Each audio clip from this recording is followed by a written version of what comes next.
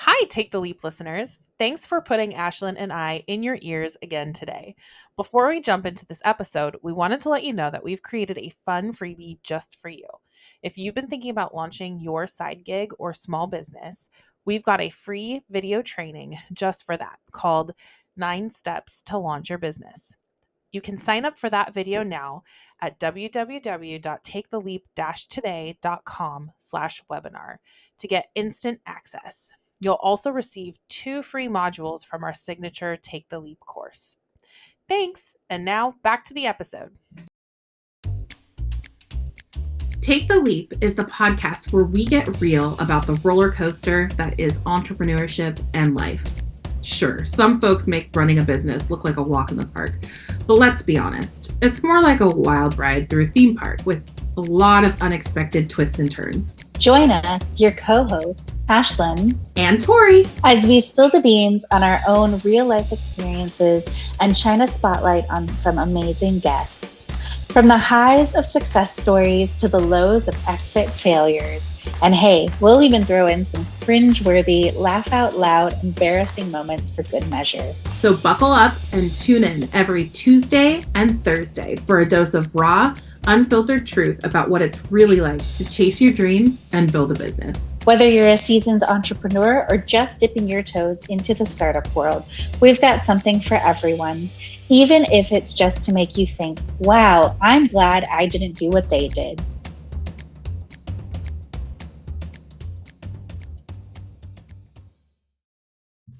Welcome back, everyone, to the Take the Leap podcast. Tori, how are you today? I'm good. Thank you for asking. How are you, Ashlyn? I'm doing well. It's been a good week. Very productive week for me. But yeah. It has been. It's been quick too, I feel like. I feel like it just flew by. Yes. Oh my gosh. Yes. How are we? Y'all, we record our episodes on Fridays, and I do feel like it came to Friday very, very quickly this week. But it is good. Good, yeah. Today's episode, we are going to recap what we talked to Eunice Brownlee about, which I was so excited to have her as a guest because I first met Eunice when I was recording on Mary's podcast. So it was really funny. I got to I think she recorded her episode first, and I was just chilling, working in the corner, trying to not be really loud because obviously she and Mary are having a conversation, but at the same time, in my head being I want to write this down to talk to her about after she hops off. And then she had to do the same thing with mine. And she was actually the one who introduced me to Naomi Hadaway, who we had as our season 2 opener. Yeah. So such a small world. But anyways, it was very, very awesome to have Eunice on and talk all about storytelling and how authentic storytelling can heal, connect, and inspire, and how it's so important to share your story, even if it feels vulnerable, because it can empower others and foster a sense of community. And honestly, I feel like so many of her words just represent the whole reason why we do the Take the Leap podcast. It is to help entrepreneurs tell their story. And I feel like we've had a lot of folks that this is either their first time being on a podcast or their first time really being able to celebrate entrepreneurship with folks. So yeah, storytelling is very important. And if you never say it out loud, then people will never know about your experience. So yeah. Agreed. Yeah. I love that. I loved our conversation with her. It's so fun chatting with her. And I really just felt like I got a lot out of that, of just a reminder of I just get in my head a lot, I think, too, when I'm creating content or trying to tell my story. I'm oh, people don't care. They don't want to know this, And so it's just a really good reminder. It doesn't matter where you come from or anything. It's you have a story to tell, you have a voice, and the more you share it, the more vulnerable you are, the more the higher the chance that you're going to empower other people with it. And so sometimes, like, I think about our podcast, I think about how, like, we just talk to each other and I'm like, to me, it's like, oh, this is just like this fun thing we do on Fridays, at the end of our week, and we just talk. And I logically know that this is a podcast and people listen to it. But there's like a disconnect for me that I'm like, oh, we're not really having like, we're just having a conversation, like nobody's listening. And then I go and I look at the stats and stuff like that. I'm like, oh, people are actually listening to this. Like, oh my gosh, what do I do with that? And then I go back and I think, oh, that stupid thing I said, or that time I brought up VeggieTales smut, or like, I'm like, oh my god, people are listening to this. Oh my gosh, yeah. That is very very funny. I do remember asking like multiple people, like, shouldn't I read the VeggieTales smut? And I feel like I will. Don't. Oh, don't. It's terrible. I could off the podcast, I will give you a summation of what everything occurred. you need to know. It was terrible. It was so bad. It was probably the worst book. And I'm not going to yuck anyone's yum here or trash other authors. It was a fever dream, and I cannot get that. I can't get that back. Like the time back, and I can't get the I wanted to scrub my brain out with bleach after reading it. It was so bad. And I'm so sorry if that offends anybody, but it was so bad. Anyway, that was a really random tangent. But I should finish Iron Flame before I even attempt VeggieTales smut. Yes, and Iron Flame is way higher brow than that. Yeah. Absolutely. Total sidebar tangent. I have been getting like AI generated what the folks in Throne of Glass and Akatar could look like just like people's like assumptions of what they could look like, and I'm like, yes. TikTok goes wild for that. Like I've seen so many like AI generated versions of all of those characters. And then my favorite part is there's people who will like go and like act out parts the parts of the book. Scenes. And I'm like, oh my gosh, like people get like really into it too. Like they have the full costumes, they like they're in it. I love it. I know there's so many people like who are obsessed with books now, and I think it's my favorite thing that's happening right now, that people are obsessed with reading. Like it's cool to read again. Yes. Also, I'm so sorry. This is another. Oh, I cut you off. I'm sorry. Oh, no. Yeah, no. We always. Hey, we did an episode where we didn't talk about books. A couple episodes that we didn't talk about books. So like, so we're fine to talk about it again. But another side tangent thing. My local library has like a reading challenge. Ooh. So like it goes like I can get a t-shirt from, I can't remember what the first one is, but like a Raiders t-shirt, a Las Vegas Golden Knights t-shirt, and then varying levels of gift cards for reading 30 minutes a day for like May, June, July, and I think it goes into August. But John like jokingly keeps saying like, you're taking away prizes from little kids. And I was like, they have little kid prizes, and then they have adult prizes. So I was like, I'm competing against the adults. Not for the the reading challenge, not the children. So. I saw that my library is doing something similar, so I need to go back online and sign up for that, because I don't think we're doing gift cards. So I think Las Vegas money is a little higher than our district here. But I'm really excited to do that, and I was also thinking about how, when we were kids, how Pizza Hut would do the personal for like the reading challenges every summer. And I want that again. I want that joy again of getting a personal pan pizza for reading a book. Also, that would mean that I would have had like close to 70 personal sized pizzas so far this year, which I don't hate the idea of that. Oh, maybe I should have pizza tonight. No, Tori, focus. You have meat in the fridge marinating. That could Last be episode we tomorrow's talked about question. Taco Bell. Like now I'm Yeah, into pizza. that's okay. Oh, but yeah, those Pizza Hut pizzas, like there was something so magical about that. And I Mhm. also found out sorry, listeners, this is really side tangent. I also found out that they have like the original like Pizza Hut with like, or not the original, but like the 90s style Pizza Huts like in certain parts of the Ooh, country. Like you country. can go and like they have like the full salad bar in the middle and Oh my like the gosh. like weird lampshades and like Mhm. you can picture it, right? Like I the know what 90, that looks yeah. like. Yeah.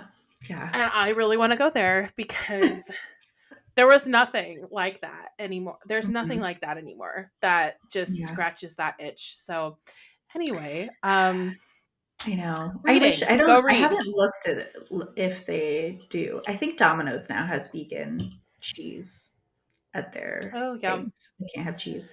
But yes, I loved Pizza Hut. Pizza was my jam back in the day. I Yeah, missed it was the best. It's it. not Mhm. like it used to be. No, I haven't had definitely. Pizza Hut in a really long time, but it's definitely not the way it used to be. Yeah. Okay. We'll get back to the Yeah. back to the main Anyway, crux. back to our podcast Our here. regularly scheduled content. Y'all, we're just unhinged this Friday. I don't know what it We are. is.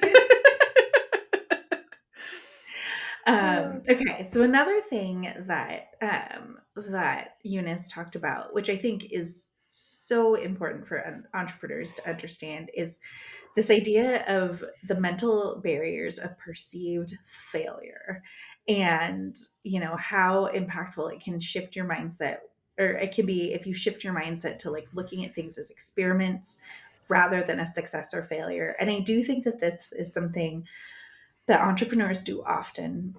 When you launch a fucking new thing and nothing comes of it and you're just like, oh my gosh, like I'm not even going to try again. But I do feel like there are just so many external factors, and not only just those external factors, it is your own feelings of like what is or isn't successful, because you're doing something brand new, oftentimes that you haven't built an audience for, and that you probably didn't do a good job explaining what it is, because you're just like you're just building it. So I do think as entrepreneurs, we need to give ourselves a little bit of slack, and Yeah. also be willing to try things again, maybe in a different time or a different season. I know Eunice had said she had tried to launch, I think, Thought Leadership Library like in January of 2024. I also tried to launch this thing called Marketing Mondays in the beginning of 2024.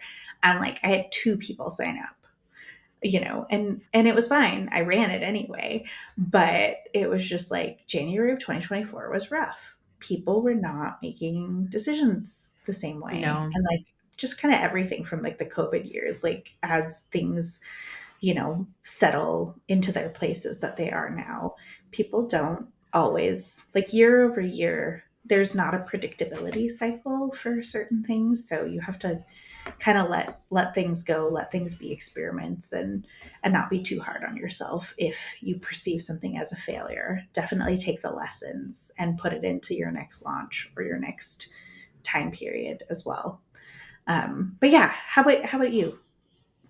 What do you think about that? Yeah, I mean there's so many different things that like I think about with this. Like I mean for one, even just like our own like course that we created, right? Mhm. Like we started it as like a live course and we only had a few people show up and that was great. And we learned so much from that. We got a ton of feedback and we completely changed the whole format because of it, right? Like because of Mhm. that feedback. And then we changed that and then we launched it and we didn't get a lot of hits, but that's okay. We learned from that process and then we're launching it again. And I think sometimes there's just so many factors that are outside of your control, like um the economy, the industry, the things that are happening around us, the maybe like the people who would buy it were in a spot in their lives where they just couldn't do it at that moment for whatever reason.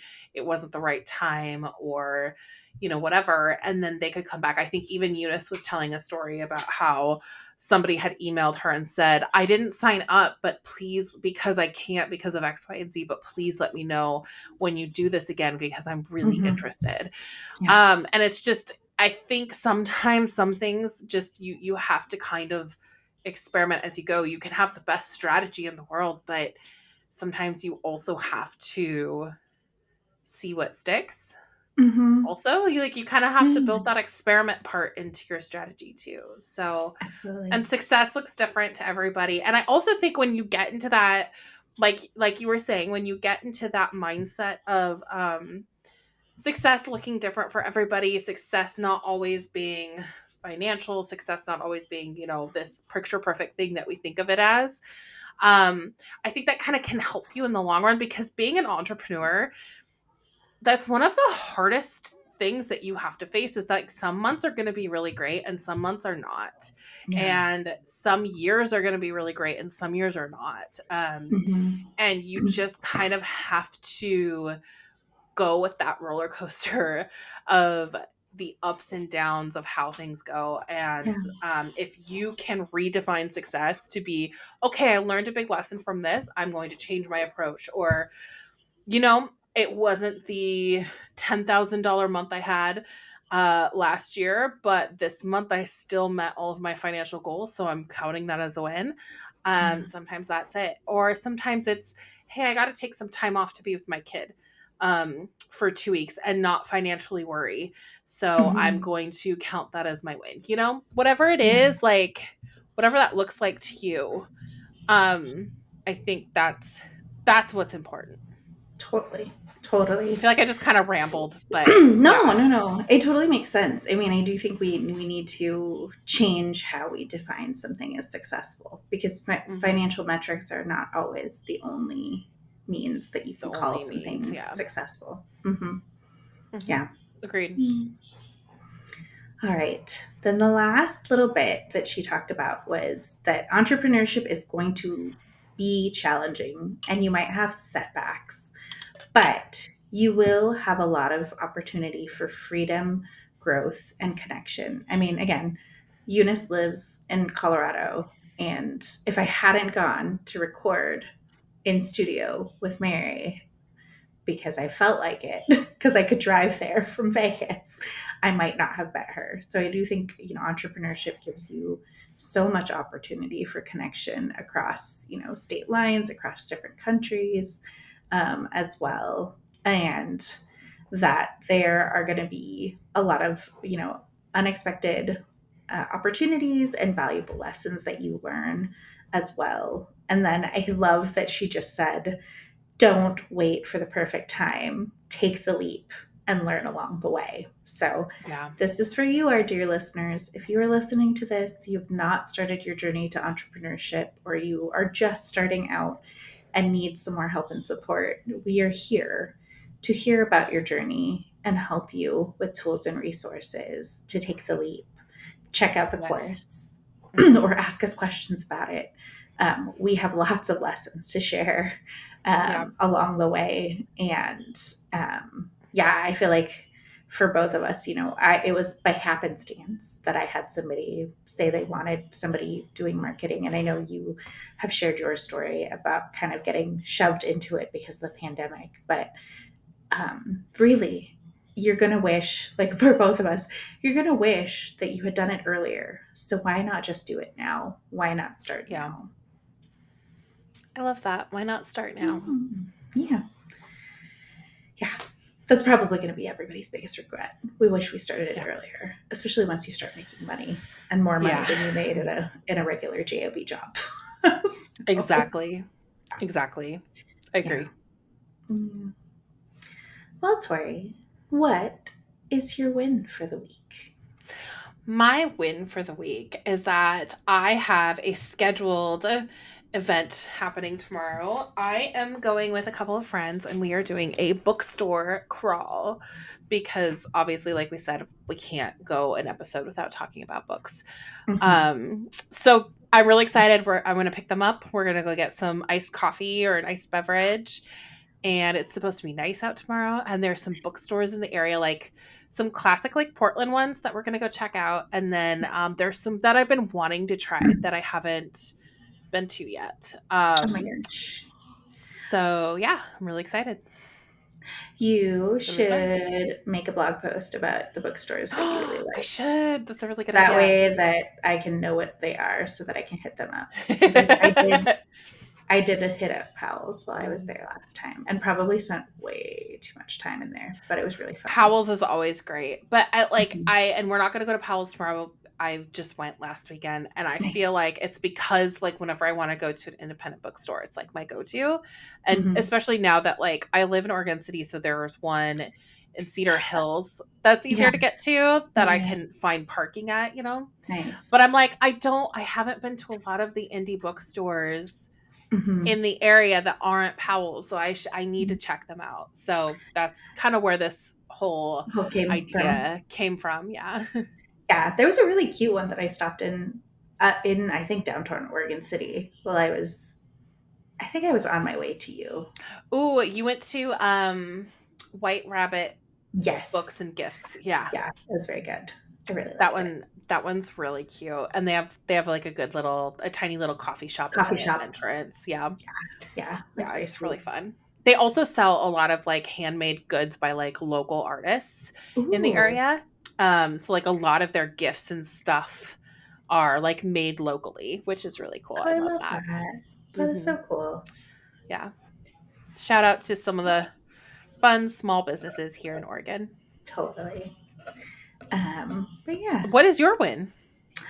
I have actually been sleeping better and eating really Yay! well for the past week. So yeah, Good there job. is I guess it's similar to like New Seasons in Oregon, but there is a place called Sprouts that we went to and Mm. bought a bunch of veggies, and then I made a whole pot of chili, and then I like Ooh. basically roasted a bunch of veggies that I like threw in it kind of after the fact, and it's been very good. And I actually got John to eat like a lot of it with a lot of roasted vegetables. So yeah, and I've been sleeping like more than I normally do, which is weird. I used to be like a 6 hour a night sleeper for many, many years, and now I'm like a 7, 8 hour a night sleeper. So Nice. yeah, it's been a really good week. That's Um, awesome. I'm happy yeah, for you. yeah, I feel really like yeah, rested and and productive because of it. All right. So, what is your do better for this week?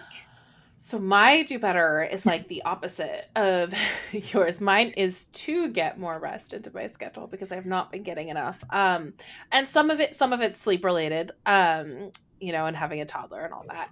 But also just Mhm. like rest in general. Like I've been that like tricky entrepreneur brain that just like pops up like when you're not working. And it's like, hey, you should really Mhm. be doing this. Or hey, here's this thing to think about. Or hey, like you should be following up or responding to emails or like doing these things so that you can, be in a better spot tomorrow. And I think it's just I don't know why it's been so strong this week. But for Mhm. some reason I've had a hard time working rest into my schedule because I've just been like kind of really focused on work projects or like ways to bring in more clients or, hanging out with a toddler, and Yeah, I need to be better at like making sure it's like a regular part of my schedule so that I function better, I'm more patient, I'm a better worker, mother, wife, whatever. for sure. For sure. Totally So, understandable. yep, that's it. What about you? House cleaning. So, I usually when I'm like really busy or overloaded in my business, I like really slack off on different I won't even just say like house cleaning, just like simple things. Like my husband is a dear, dear soul and does all of our laundry, like washes all That's of it. awesome. It is my job to fold it and put it away. It is not folded and put it away. I am basically every day like just tugging at clean clothes out of baskets. So, and I know that this is my job. And I'm very fortunate, that I have a house husband who cooks, cleans, and does all the things. So I've been slacking off on that. And then I am a no shoes household, and I definitely need to clean our floors because I feel like my feet are always like filthy at the end of every day, which I partially blame my dog, but I'm like, she's such a tiny thing. How is she bringing in all the dirt to the house? This much dirt, yeah. So I think one of the things that I'm going to do this weekend is like mop the floors and do like a full, it's about time. I mean, I think the last time that I did a full house cleaning was like in March for spring cleaning. So I feel like every other month of a big deep clean is good. And it's necessary sometimes. Necessary. Yeah. Yeah. Instead of like, I get it. Yeah. It's like the last thing I want to do, like totally. most days. Well, and we've been forced into it this last week or two. We've like the ants are coming back, and I'm sure you dealt with ants while you were here. I feel like totally. It's a Portland thing. Like they are so aggressive. They just start looking for everything. Yeah. You know what works really well is if you put what is it, like Dawn in a little dish. And apple cider vinegar, and so they'll like die in it sometimes. So yeah, that was what was working in our old house in Portland. But yeah, fingers crossed, knock on wood. Other than when we didn't have the we put up one of those like little magnet screen things so our dog can go outside the door without the door being like the sliding door being wide open. We haven't had like bugs or mosquitoes or anything in our house lately, but I'm so glad we don't like have ants or roaches or anything here in the desert. It feels like they just don't come in the house, which is awesome. Yeah, which is so nice. So helpful. So yeah, hopefully you can get rid of them or at least be vigilant about killing them. Yeah. Well, I hate them. My husband hates them, but my husband gets like he's like any little bit of dirt on the floor, he's like, all right, we got to remop the floor now because I found 2 ants. We got like, so we're like always like cleaning our floors right now. Yeah. Whereas before it's like maybe a couple times a week. Like we vacuum every day because we have to. We have a toddler who like throws like crumbs and stuff, but we usually only like mop like once, maybe twice a week because again, toddler, like something gets sticky at some point. But yeah, now because of the ant situation, it's like daily because we're like, gotta get anything on the floor, anything sticky on the floor. Anytime we see just like one ant, we're like, we got to go it now, or it's gonna get worse. So, absolutely, yeah. Yep. Well, awesome. Well, thank you everybody for tuning in and listening to us again. And if you have a guest suggestion, topic recommendation, anything, you can always send us a DM on Instagram or send us an email at aloha@taketheleap-today.com. And we'll see you next time. Thanks, everyone. Thank you for listening to the Take the Leap podcast. We hope you found useful takeaways you can apply to your entrepreneurial journey. Subscribe so you don't miss future episodes, and keep in touch and follow us on Instagram. If you have business questions, shoot us a direct message or leave us a comment. We'll try to cover it in an upcoming episode. And visit our website, taketheleap-today.com for more resources like our online course that accompanies this podcast.